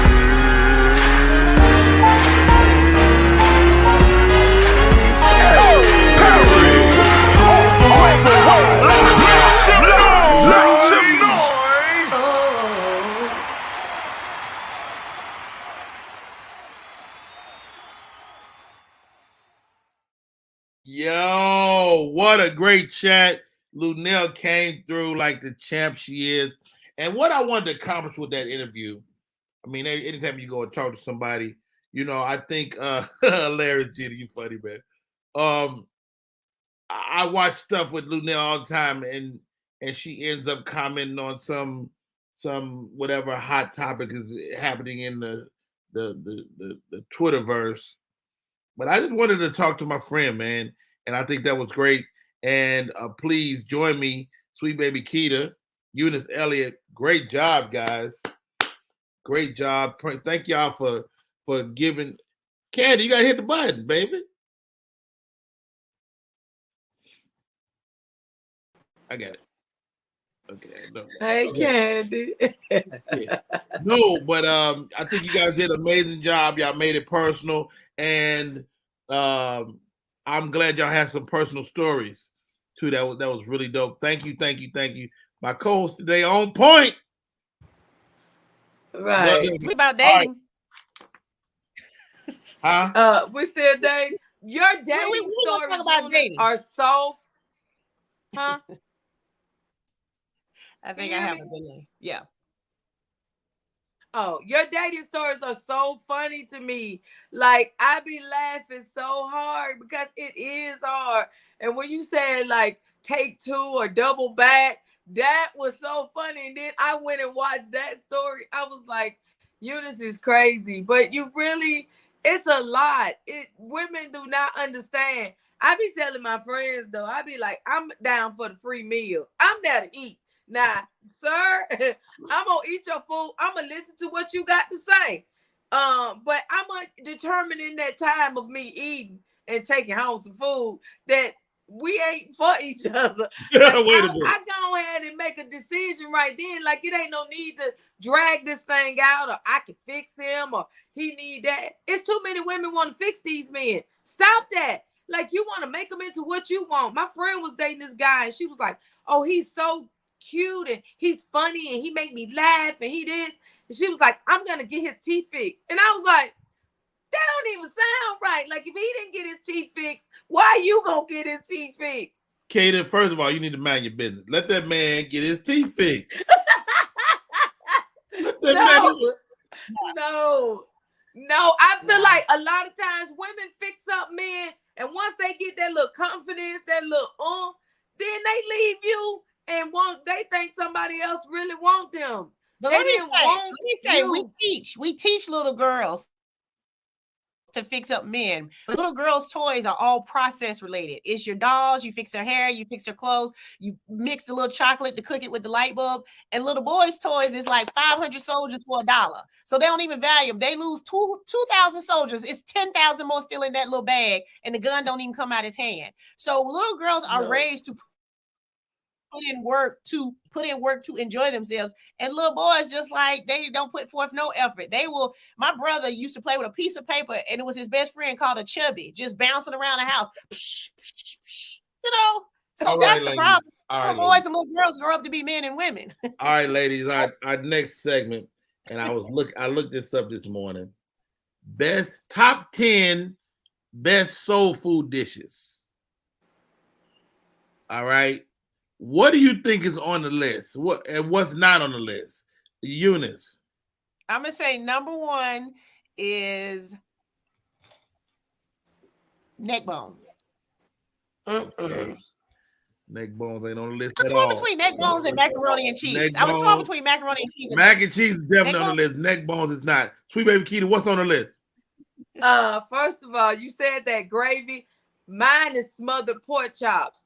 Sylvia's have the best smothered pork chops ever in life. Anytime a pork chop is submerged in gravy, God has blessed it. Okay, smothered pork chops is not on the list. Let me go down the list. Cornbread. Number 10. Fried chicken. Number 10. 10 to 1. Number 10 is chicken. No, ma'am. Number 10, chitlins. Oh. I do not eat chitlins. Who eats chitlins? I don't. Nobody. I'm just not black enough. What Keith Sweat said. Nobody don't eat no chitlins. Wait a minute. Okay. Next one, number 9. Black eyed peas. Yes. On God. On God. Now, they went sweet with this. The next one, number 8. Sweet potato pie. Yes. Not pumpkin pie. No. Black folks don't eat pumpkin pie. There's a big difference. There's a big difference between sweet potato and pumpkin. Big difference. Miss Eunice, Somebody you said this one? they eat a good chitlin. Shut up. Anything that come in a mop bucket, you shouldn't eat it. Yeah. Next one, cornbread. I said that one. Do you like your cornbread a little sweet? Yes. A hint. Not like real sweet. No. It depends. If I'm taking it and eating it, mushing it up in my greens, it don't have to be sweet. That's stopping. You don't even know the word. Let me tell you something. Y'all young folks, man. You gotta stop that. Stop that. I don't need my greens cornbread to be sweet. But if I'm just what do y'all know about hot water cornbread? Yeah. You cook it on the stove in a cast iron skillet. Like a pancake. With a little grease. And I haven't had hot water cornbread in years. Honorable mention to salmon croquettes too. Speaking of, that's much. Wait, Keita, tell me how you do a salmon. Give me the salmon croquette recipe. First of all, I have a secret ingredient to all my stuff, but everybody they either choose to do it with cornmeal or do it with flour. I make mine with pancake mix. Ooh. That is my secret ingredient. Oh, that sounds like fun. Turn out golden and fluffy. Oh my God. Everybody, I would bring salmon croquettes to work. My friend took my plate and said, I'm going to give you the money. You go buy you something for lunch because I'm going to eat these. I'm eating these. That's interesting. That sounds interesting. Pancake. All right. Number 6, fried catfish. Definitely. Yeah. Fried catfish is on the list. I wouldn't think of it as soul food, but fried catfish is absolute soul food. You don't think so, Eunice? I think it's kind of a general, like everybody eats fried catfish, I think. I don't know. You may have a point. All right, moving on. Number 5, red drink. Shut up! Red drink. If it ain't Kool-Aid, it ain't soul food, if it ain't Kool-Aid. But that stuff to be in the gallon jug is red drink too. Uh-huh. Now, where did you get this list from, though? The internet. His cousin. Well, then it must be true. It's got to be true. You got it on the internet. It must Right, be true. Eunice, that part. All right, after red drink, they bring in peach cobbler. Yeah. My peach cobbler got to be buttery. And I'm going to give y'all this quick story. So when my mom passed, right, the peach cobbler recipe we thought had died with her. Right. And come to find out, she had passed the recipe to one of my daughters, my daughter Rochelle. Nobody knew. And so Rochelle comes home for Thanksgiving. She's in the Navy. Comes for Thanksgiving. And she's in the kitchen tinkering and doing stuff. And she pulled out this peach cobbler. When I tell you I cried like a baby, I tell you, because you know, you connect certain things with people. Like that flavor, she had hit it dead on. It had enough butter. It was perfect. And she's like, Daddy, just try it. And man, it was like my mom was standing next to her. You know, that is a beautiful story. Yeah, it was story. Beautiful. I love that. Sweet. Yeah. All right. Number 3, mac and cheese. Okay, but does it have to be baked? Because I see people debating about, can you make mac and cheese in a crock pot? Does it have to be baked? Can it be in a pot? Know. Let's talk about that. Let's talk about it. Eunice, how you do your mac and cheese? I don't do it. You don't do it? Good answer. Okay, this is the way you do mac and cheese. Mac and cheese, black mac and cheese have to be baked. But I won't turn down some mac and cheese that's not baked, for the record. But it has to be baked. But wow, look at Sweet Baby Keita. She froze. I'm trying to figure. My only thing is, when I make macaroni cheese, am I just gonna mix it up, or am I gonna do a roux for the cheese? Like, talk to me about the roux, because you know me and Corey B had a whole argument about the roux, and I'm kind of pro roux right now. I'm pro roux. I am. It depends on how cheesy you want it to be. Cause that roux, it just it's the cheese already. You just gotta sprinkle a little bit on the top and put that thing in there, and it's done. But when I mix up the egg and the milk and pour it through there and mix it up, that's part of the roux. That's part of the roux. Right. That's the difference. Like that's I think it depends on how high you gotta go in the competition. Like, are you cooking for Thanksgiving? And you gotta really be like that mac and cheese, or if you just doing like a Sunday dinner, a little quick something. It's always a competition if you black. People pay me to make macaroni and cheese. Like, I just mix it up and give it to them. They come and pick it up on Thanksgiving. My aunt. When you put the paprika in? First of all, my secret ingredient for macaroni and cheese, believe it or not, is cinnamon. It ain't no secret no more. Wait, hold on. Give me how you put the cinnamon, Sweet Baby Keita? I just do a little bit, and people be eating it, and you be wondering what that flavor is. That? Like, you can't get it. Like, you don't know what it is. You be reaching, but you don't know. You use the cinnamon in lieu of the paprika. I don't use paprika. I just use a little cinnamon. And they give you a little color on top, but it give you a flavor too. Yes. I like that, Keita. I ain't never heard that in my life. And now you see why I don't do it. I need you to get it. Let me tell you something. It's a girl on YouTube. It says Southern mac and cheese. Follow her recipe. Do you do sour cream in yours? No. Try that sour cream, guys. Let me tell you something. Okay. That's gonna make it even more gooey and moist. Well, another Southern thing is banana pudding. That's the big thing. But I make a pineapple pudding because I didn't eat bananas. Growing up, my uncle told me I looked like a monkey, and he would make monkey faces at me. And he said monkeys ate bananas. So I never did. Like, it's a phobia. I'm trying to get out of it, but I don't. Your uncle is an asshole. Okay, he is. He was 10 years older than me, so you know what I'm saying. I'm a little kid, so I don't eat bananas. So even when growing up, my mother would make a pineapple pudding for me because everybody eat banana pudding. I don't. So now I have this So you use the same cookies. You use cookies. I use the Chess cookies from Pepperidge Farm. I make a pineapple pudding so cold that you'll forget about a banana pudding. You will not. Pineapples are better than bananas, so I get it. But I would never try that. That's great. I promise you, I bring my dish to places. It never come back with anything in it. Like it don't even stay around long. Like if you look at it real close, you can see a tongue mark on the bottom. Right. You know, I took it to AD. He invited me to his pool party. Barbecue thing, yeah. Yeah, and I took it there, and when I tell you, it was just GONE. It was gone. They gave me back my little dish.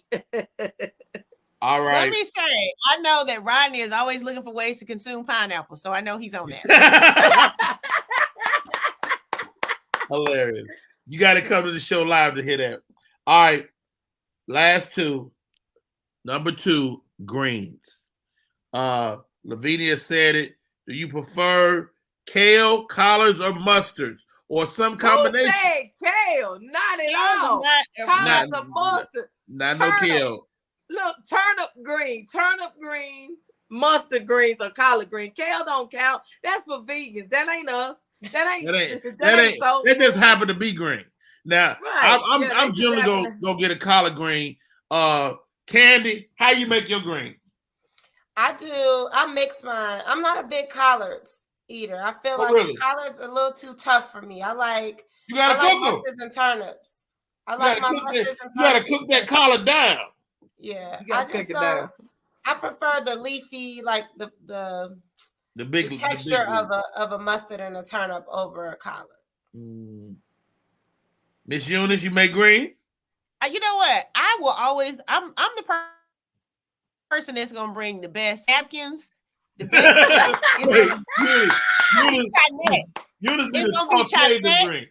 It's gonna be a diverse box of spoons and knives and folks. Right. You don't want to wash them; they won't come away. Who brought these gold forks? Who brought these gold forks? Yeah. So when y'all have the cookout, we gonna have utensils. Hey, you got the Chinette plates. You just got them Chinette plates. Chinette. Top quality.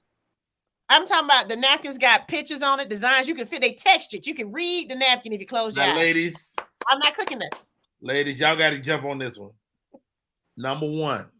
What is it? We did chillin'. We did black eyed peas. We did sweet potato pie. We did cornbread. We did fried catfish, red drink, peach cobbler, mac and cheese, greens, fried chicken. I said that. Yeah. She did say that. That's the first thing I said. Fried chicken. But you put fried chicken at number 10. Ain't no way fried chicken at number 10. So Eunice, you got us on the chicken. We got a good meal right here. We need to do a potluck. I will cook the chicken. I don't do fried chicken. I don't do fried chicken. Oh, really? I will cook the fried chicken. Like I don't cook it. I eat it. I love Popeyes. Is there a difference between fried chicken and fried chicken wings? It's all chicken. Okay, it's all chicken. So one of the things that you can pull up Autry's Autry seasoning. Okay. It's you cannot make a bad piece of chicken with this. Let me tell you what you do to bootleg your chicken breast or your chicken thighs, something that don't have the bone in it necessarily, is marinated in that pickle juice like they do at Chick-fil-A. Ooh, stop right there. That's how you fry that thing up. So that's what makes Chick-fil-A chicken taste like Chick-fil-A chicken is they marinated in pickle juice. Oh, so pickle juice is basically vinegar. Yeah, I like it moist. It seals in. You still flour and coat. You do all that pickle juice. And so when McDonald's starts selling their Southern chicken fried sandwich, and if you notice, which you probably didn't, in all the advertisements for a McDonald's sandwich, there was a big jar of pickles next to the sandwich because that's what they started doing was marinating the chicken in the pickle juice. Like, let me tell y'all something, ladies. This stuff right here, House Autry seasoning. It's a seasoned flour. You cannot make a bad piece of chicken with it. Oh, okay. Oh, I never had it. Do yourself a favor. Let me take this. What's this thing? Can you fry fish with it too? They got a fish one. You see where they got chicken right there? They got one that make fish. They got another one that make hush puppies. Shut Oh, up. wow. All right, you can take it down, Candy. Do yourself a favor. Get you that house archery season. I swear to God. All right, I got a real quick one. I was appalled at this list.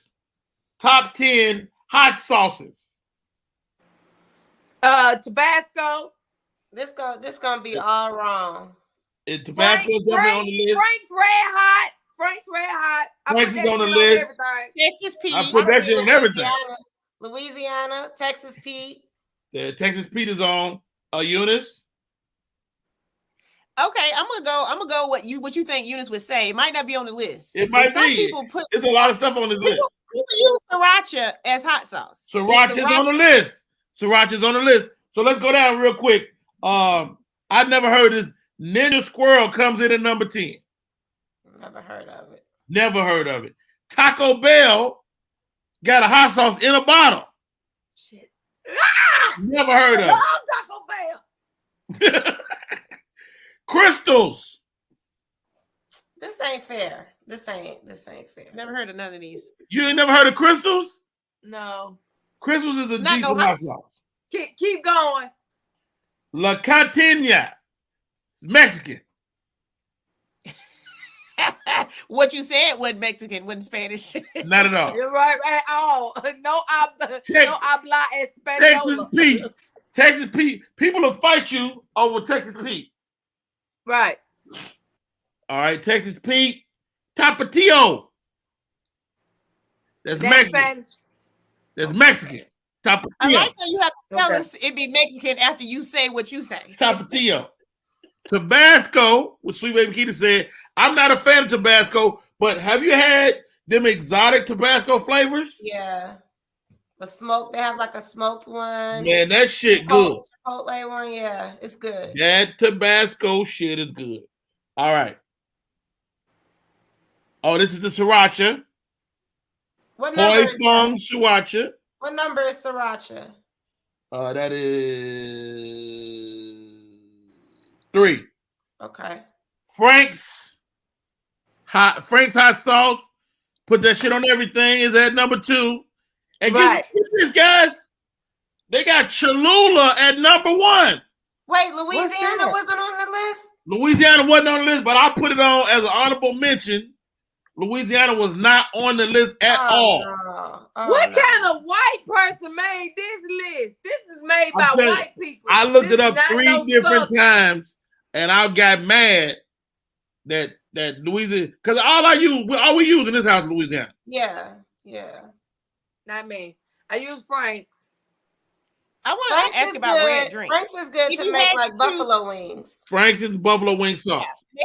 They have a specific buffalo wing sauce. But let me ask you about the red drink that made the other questionable list. If you could choose between red drink and grape soda, which one you gonna pick? Between red drink and grape soda. Red drink all day. Red drink? I would pick grape soda. Really? Now you know grape is a black flavor. It is a great knee high. Knee high made all the best, whatever flavor it was. Let me tell you something, Sweet Keith. I'm glad you said that. I'm gonna tell you why. When I was growing up, my granddad owned a funeral home. He had a soda machine in there, and it only had knee highs in a bottle, glass bottle. Ain't no soda better than a glass bottle knee high. Right. Right. Oh, wait, I got something. Peach or orange. Right. Grape. All of them.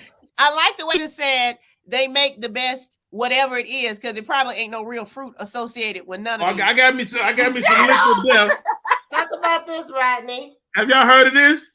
What is No. This is spring water. It look like a malt liquor can. It do. This is spring water. They have a steel one and a bubbly one.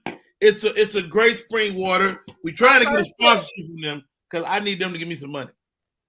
It's really good though, and it's good to come out. The idea is that they put it in an aluminum can to make it more recyclable. So the idea is deaf to plastic. It's a bit strange drinking water out of a can because I don't think I've ever done that. So it like I feel like it may take some getting used to. When it's cold, it's cold though. It's That's cold. what I like. It's good. It's Why really do good. Candace sound like she telling her story on Law and Order how she got molested? It's strange that I'm drinking this water out of a can, and then you slide down in the shower crying with tears down your face. Y'all off the chain today. Two top 10 lists.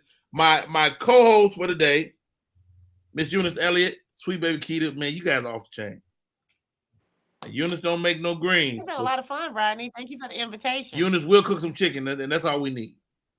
I just want to say this. I know my limitation. I know my role in this world. I'm very self-aware. Now, I can cook all the things. I just get a lot of anxiety about cooking for other people. Really? So I cook for myself all the time. But, I think I try to make it so special that it don't never come out how I know it should come out when I make it for myself. So I don't do it. I don't do it. Yeah, don't do that. Let me tell you something. Keita, you need to send me this recipe for this mac and cheese.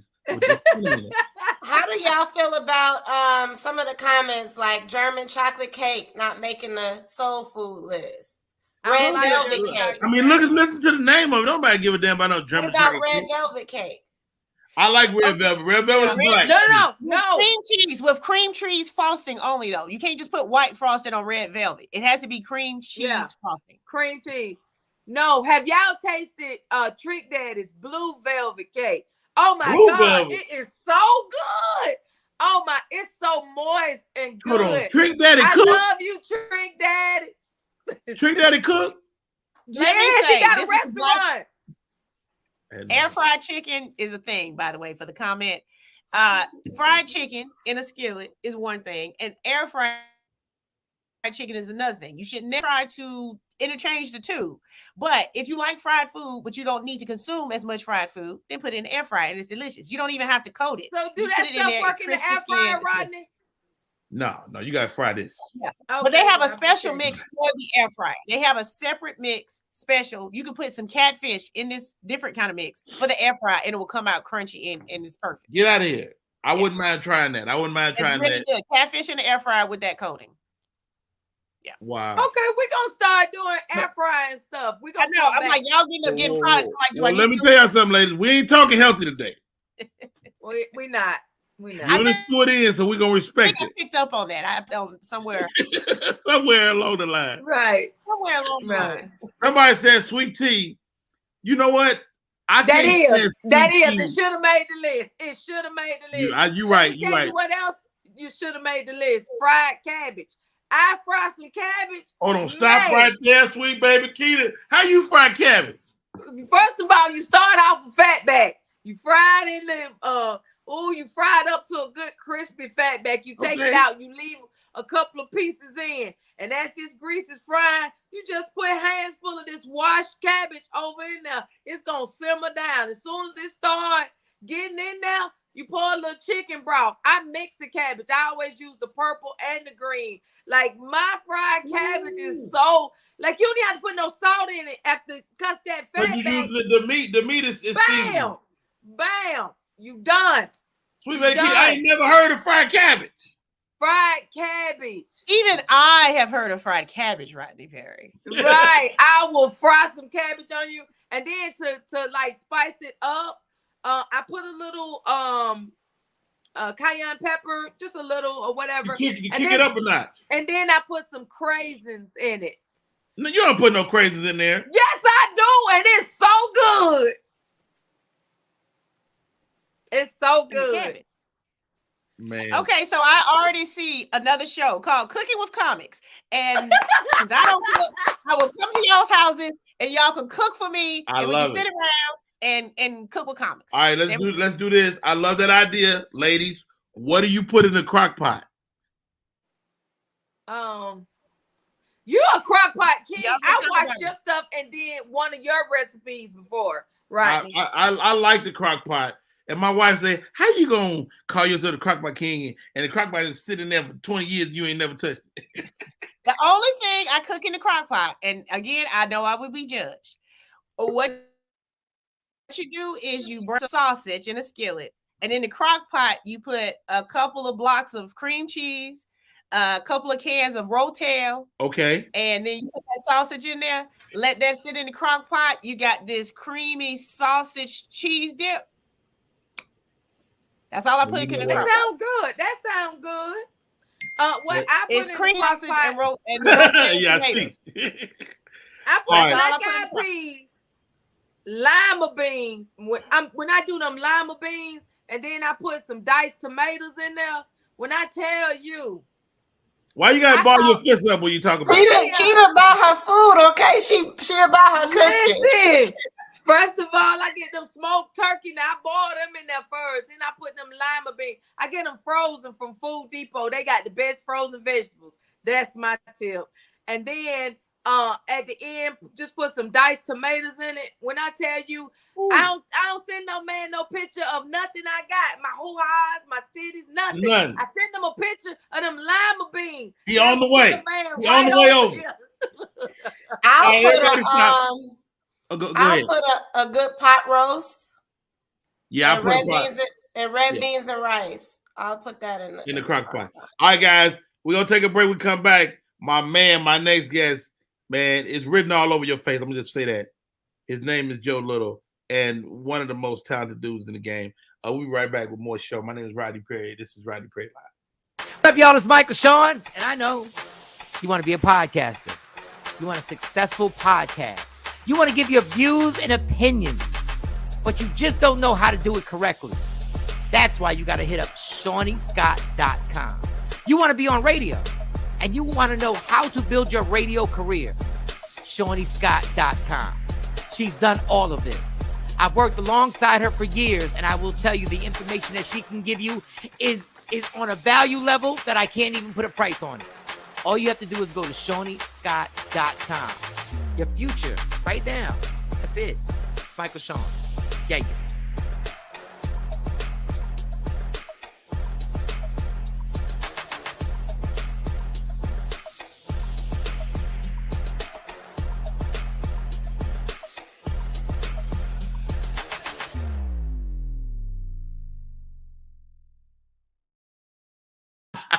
What up, y'all? We are back in full effect. My name is Rodney Perry.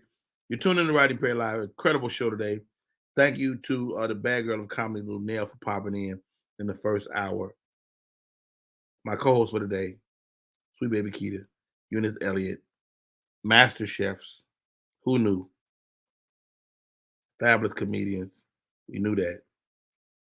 But now it's time. Bring my homie on. I asked him to come on the show. He said, man, will I? He's an entrepreneur. He's a vocalist.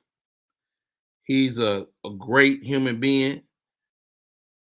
I've had the pleasure of knowing him for the better part of the last decade, and he's joining us right now. Ladies and gentlemen, welcome to the show, Joe Little III, lead singer of the Rude Boys. What's up, Joe? What's up, man? Hey, when I saw you, I said, Joe might be going to the oven. He went, because Joe, you do it all. Yeah, man. Yes, sir. Hey, man, first of all, thank you so much for coming on the show. Yes, sir. Joe, man, it's written all over your face. Take me back to the beginning, man, because you with Gerald Levert, and he discovered y'all, am I right? Oh, yeah, no doubt. So how? I mean, how did y'all connect? Man, you know what? I first met Gerald through Eric Nolan Grant from the OJs. Got it. And then from there, I got one of the members of the Rude Boys. We were just a local band, and I got one of them to come to this night. Hold on, Joe. Was y'all just in Cleveland, like playing the little spots? Yeah. And people knew about y'all. Okay. Right, yeah. So we were just doing local and regional stuff at the time. And I was hanging out with Eric Nolan Grant, who at that time was singing background for Dennis Edwards of the Temptations. Oh, wow. And so I hung around him a lot because, he was on. As far as I'm seeing, that's on to me. At that time, I'm like 19 years old. And so he used to get me up in this spot called The Reason Why, where it was a adult place, adults, like super adults. I wasn't You just a baby. a baby, man. But the talent up there was crazy. So I used to go there, and the lady that used to be the feature, she used to let me, chime in with her. And so I told one of the guys, Buddy, like, come on, man, let's go up to The Reason Why. It'd be jumping, let's go up there and sing, because we was like just doing bars and stuff. So we went up there, we were singing. In the midst of us singing, I seen Gerald standing on these steps. I never forget, he had like a damaged used jean outfit on with some red snakeskin boots, dog. And I was like, man, dude, this dude, look at this cat. That's Gerald Levert. So I said, hey, everybody, we got Gerald Levert here. Gerald, come up and sing with us. And I could tell he was apprehensive. He was like, all right. He came up there, man, and we had a very, very explosive performance together. And from there, Gerald was like, man, I want to work with y'all. And so the next day, we went to this big mansion in Shaker Heights, Ohio, and went in, knocked on the door.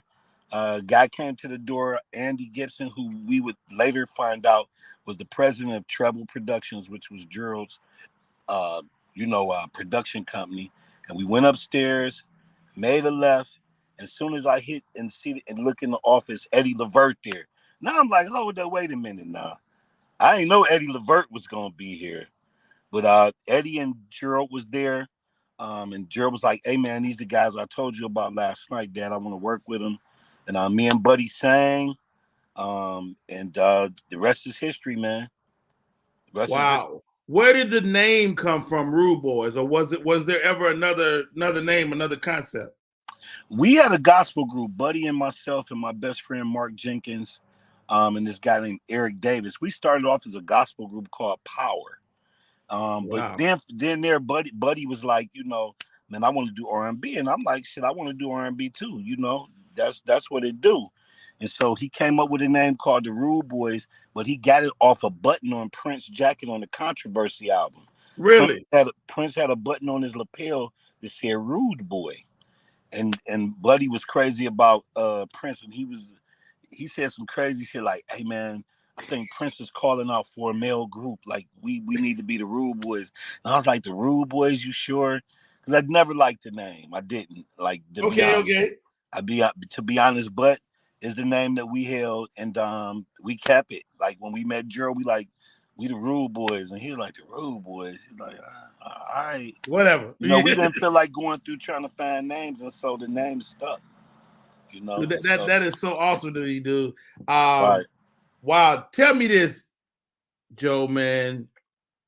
Talk to me about Ohio, because when you step back and look at Ohio, it's so much talent that comes out of Ohio. And, whether it's y'all or Levert or, Steve Harvey, Halle Berry, it's so much talent in that one incubator of this country. Talk to me about coming out of there and what that means. Kim Whitley, one of your girls. Kim Whitley, her and Gerald went to school together. They grew up together.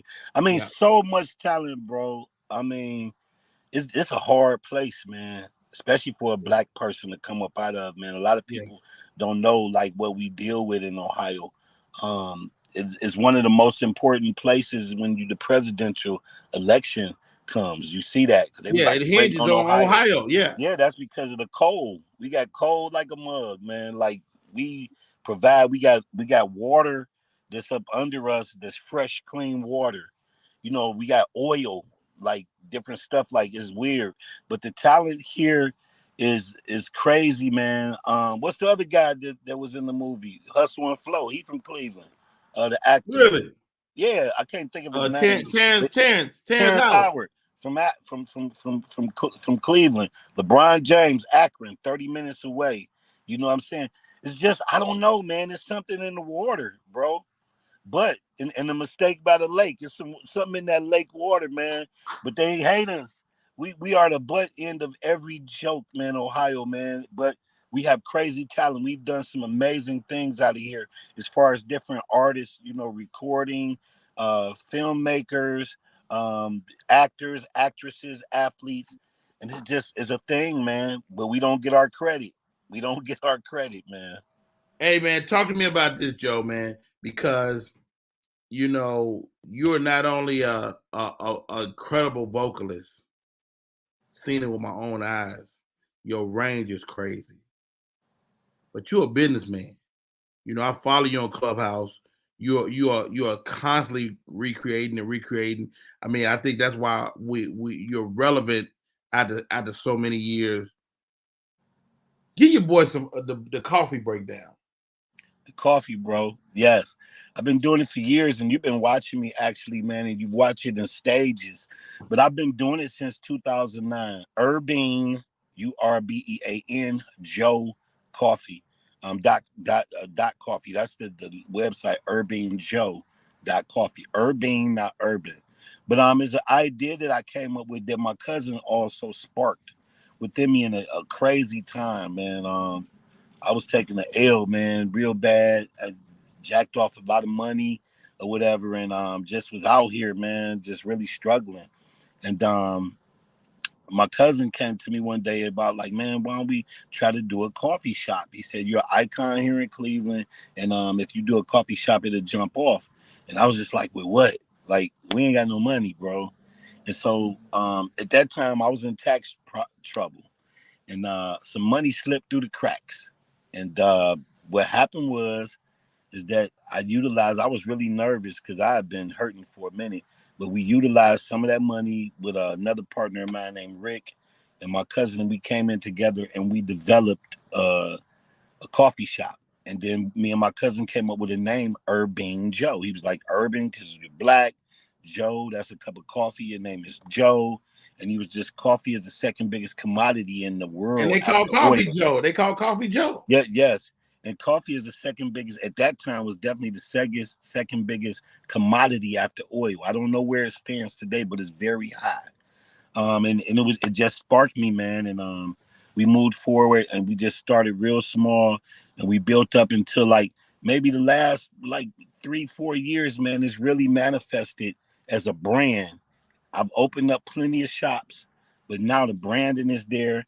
Yeah. I have 4 different ground blends, Blue Magic, King's Choice. We have a Black Diamond, and we have Gold Rush.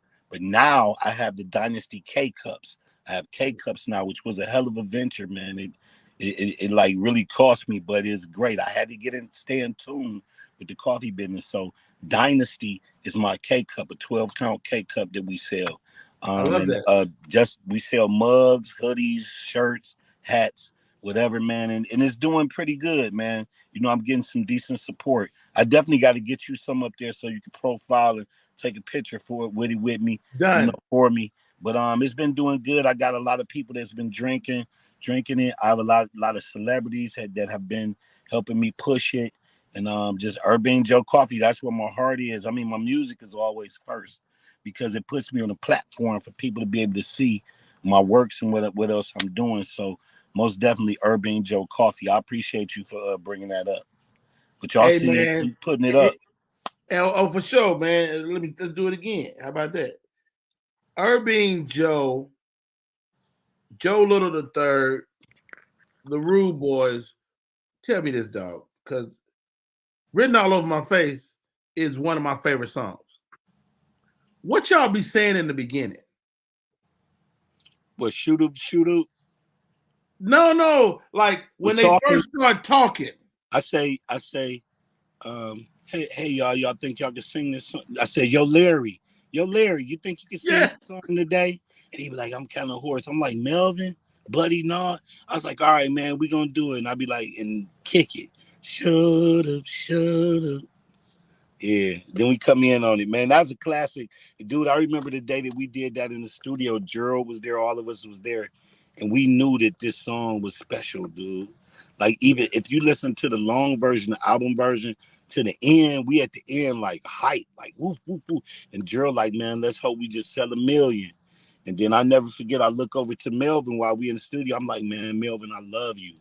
Because I knew, and I told him, he was like, I love you too. Because I knew we had arrived at that moment. Man. Wow.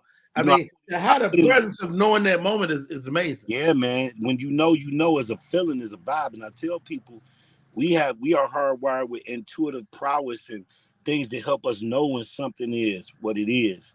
And at that moment, I knew that song was going to be amazing. And we had a hard time getting the label to put it out. Like, really? Like, our first single was this song called "Come On, Let's Do This," and it like just went flat. I think it came in and it got up to like 60 or 70 on the charts. But shit, to me, I'm like, shoot, we on the charts. We on the charts. We on the charts. But hey, at the same time, I'm like, man, I'm a winner, man. We got to get number ones. I done ran around here telling people since I was a little kid that I'm gonna have a number one record. I'm gonna win some awards. So this is the moment. So when it came time for the second single, Sylvia Rome, who was the senior vice president over Atlantic at that moment, was kind of iffy on the record. She was like, I don't know, because it had a different sound at the times. You're talking about the New Jack Swing era. Yes. So this song, what made it great is because it stood out, because it didn't sound like other music that was out, and it just had an infectious beat and an infectious hook. Like, it's written all over your face. Just smile, just smile, just smile. For me, is better than any word I've ever heard. And therefore, I just really believe that song took off in a time because it was very different from everything else, and that was a blessing. Man, we talking to Joe Little. Let me bring my co-host in here, Sweet Baby Keita, Miss Eunice Elliott. We're talking to legendary recording artist, and Miss Candace Otoya. We're talking to legendary recording artist Joe Little. Ladies, I brought y'all in because Joe ain't singing to Rodney Perry. He started though. He started. How you know Joe singing to them? Joe, I know what you're doing. Okay. Y'all Negroes can call me early in the morning. Early in the morning. Joe, you my really guy. Using this. I'm really talking like this so I can wake my voice up. Hey. Me. I ain't gonna put you on the spot, but if you feel the spirit. Now, who was talking about? I heard y'all talking about them recipes. Y'all can't be getting a brother. Y'all can't make a brother hungry this morning like that. But right. You know what, Joe? I'm glad you brought that up. Joe, you dating? This a dating. This a dating? You dating? Segment. No, I'm not dating. Okay.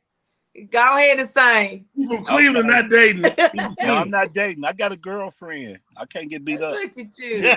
Y'all gonna get me beat up. Hey. Okay, y'all ready? Yeah, let's go. I know that I'm a very lucky guy to have someone like you. Never met a girl in my life like you before. You make all my dreams come true.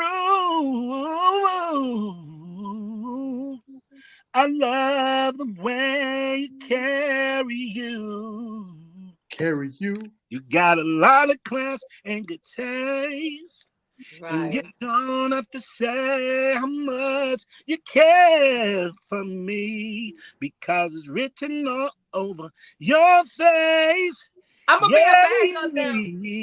It's written all over your face. Hey. Ooh.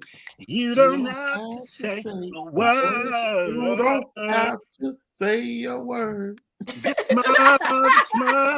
smile for me. It's better than any word I've ever heard. Yeah. Joe Little. Lead singer of the Rude Boys. Right. That boy good. That boy got talent. Where's my fan at? I need my fan back. Look. Joe Coffee. Young people don't know you like that. They gonna think we out here doing it. Keita off the chain. Hey, Keita off the chain. Real quick, man, before we get out of here, Joe, man, how do people stay in touch, bro? Man, stay in touch. Y'all can go on my Instagram, Joe Little Rude Boys Official. Rude Boys Official. Rude Boys with the S. You can also find me on The Real Rude Boys with the S. That's Instagram. That's my group.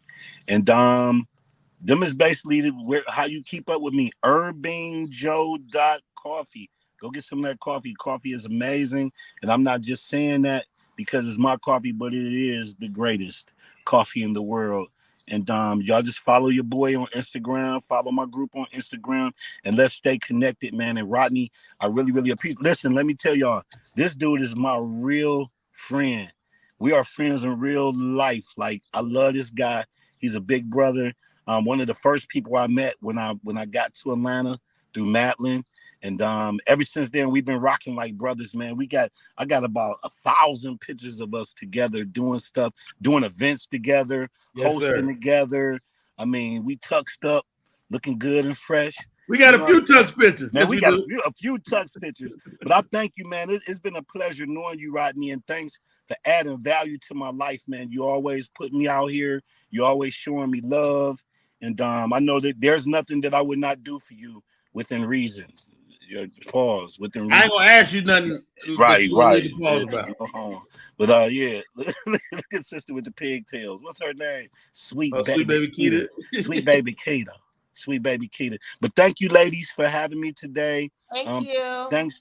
Thank you to your assistant Candy for keeping me in line and making sure everything fell in place. You know, and love y'all, man. I appreciate it. Hey, man, mad love, mad respect. That man is Joe Little III, lead singer of the Rude Boys, and the proprietor of Urban Joe Coffee, man. Hey, it's an honor and a privilege. Thank you, Joe. Yes, sir, man. Thanks for having me on, Rodney. My man. Hey, really appreciate that. Miss Eunice, how do we stay in touch? How do we find you? You know, I use my government name on all socials. So what you see under my name, Eunice Elliott, my website is euniceelliott.com. And I'm always doing something. You know, I write books. I do TV. I act. I write movies. I do stand-up. I have dogs. I mean, I'm pretty amazing. I mean, now that I hear me say it out loud. I'm around. Yeah. Speaking of amazing, she's on the show today. She puts cinnamon in our mac and cheese. Oh my God. You heard it here. Let's not forget. You heard it here. Let's not forget the pineapple. Salmon croquette. Let's not forget the pineapple. Shut up, Candace. Quit telling all my secrets. Sweet baby Keita. Hey, it's not cooking with comics. It's cooking with Keita. That's the show. Cooking with Keita. No, all jokes aside, Sweet baby Keita, how do we stay in touch? It's Sweet Baby Keita at Sweet Baby Keita on Instagram, Sweet Baby Keita just like that on Facebook. That's my fan page.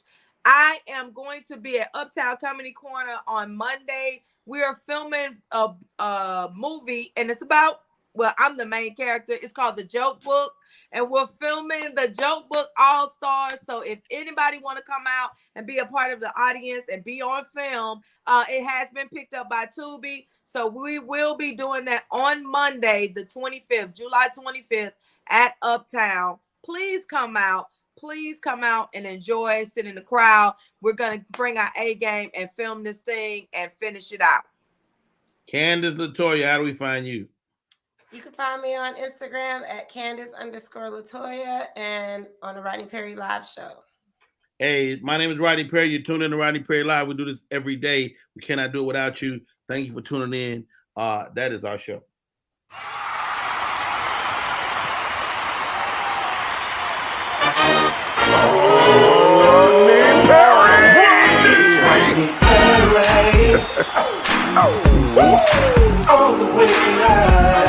Get ready for America's #1 funny man. What? Hey. Make some noise. Ladies and gentlemen, from LA to New York, Chicago to Mississippi, let's give it up for America's #1 funny man, Rodney.